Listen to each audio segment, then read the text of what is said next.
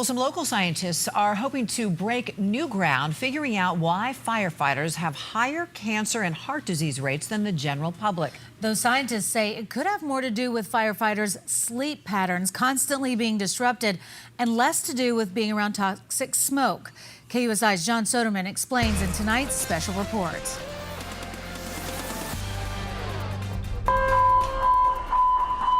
When it comes to the interruption of sleep, firefighters probably have it the worst, springing into action and having to be totally alert seconds after being awakened from a deep sleep. Well, waking up at night just did beat you up. You don't realize it when you're younger, and you're able to adapt pretty well when you're younger.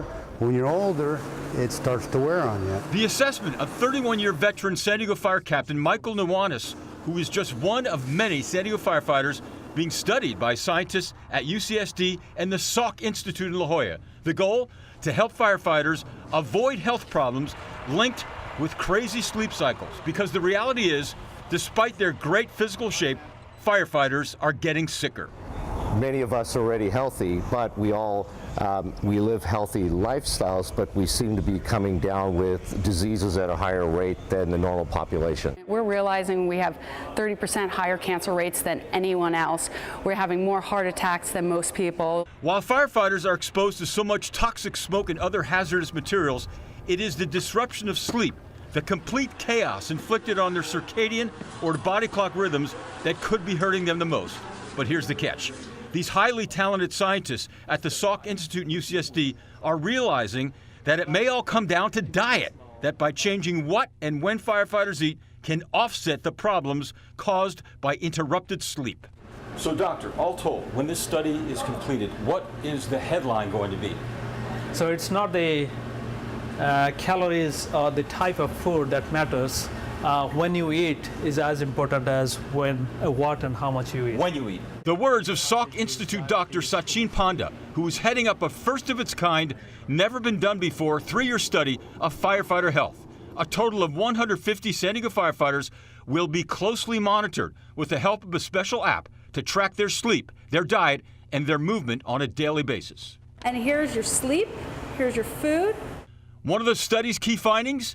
The importance of firefighters restricting food intake to a 10-hour period and fasting for the remaining 14 hours of the day, all the while adhering to a Mediterranean diet. And what is important about this study is if we find positive outcome from this 150 healthy heroes, I call them superheroes, in San Diego, then FEMA and Department of Homeland Security and even the Firefighters Union may consider rolling this program nationwide. And the goal is hopefully to see if changing when we eat and what we eat can really help the impact of the sleep, because as firefighters we don't sleep through the night, and that has negative impacts on the overall body. I just know how important sleep is and how detrimental the lack of it is, and I know as firefighters we're exposed to we have a toxic soup in our world, unfortunately, between the diesel exhaust, the fires, the wildland fires, the house fires, and not always being able to eat right and take the time to take care of ourselves. It was really interesting to see and show that taking care of yourself, eating right, maybe not eating that ice cream or that last bowl when you have a 2 o'clock wake up, how it can really change and impact your life and your body. And we're off.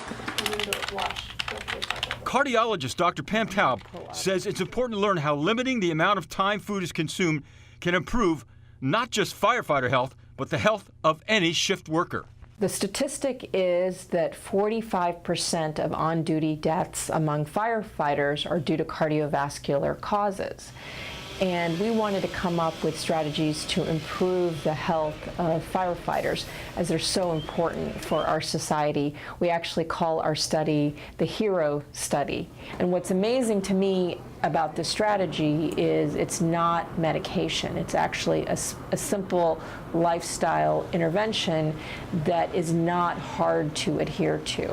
And what has Dr. Panda and his team learned about the San Diego Fire Rescue Department since they began their study in the spring? Simply put, they say this could be the most health-conscious fire department in the entire country.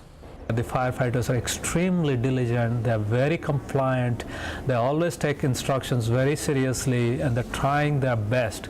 The impacts are going to be enormous nationwide, if not for firefighters everywhere. So it's pretty exciting to be on the forefront and to be the city chosen to assist in the study. Dr. Penn and his team of researchers hope the recommendations of their study will become a health template for firefighters nationwide, and for a simple reason. They have become huge fans of first responders, fully realizing what their bodies are going through to keep us safe. I call them, they're the superheroes and Wonder Women. So we have to keep these Wonder Women and superheroes healthy so that the society can remain healthy. With KUSI Chief Photographer Mike Smith, John Soderman, KUSI News. Great reporting, John. Thank you.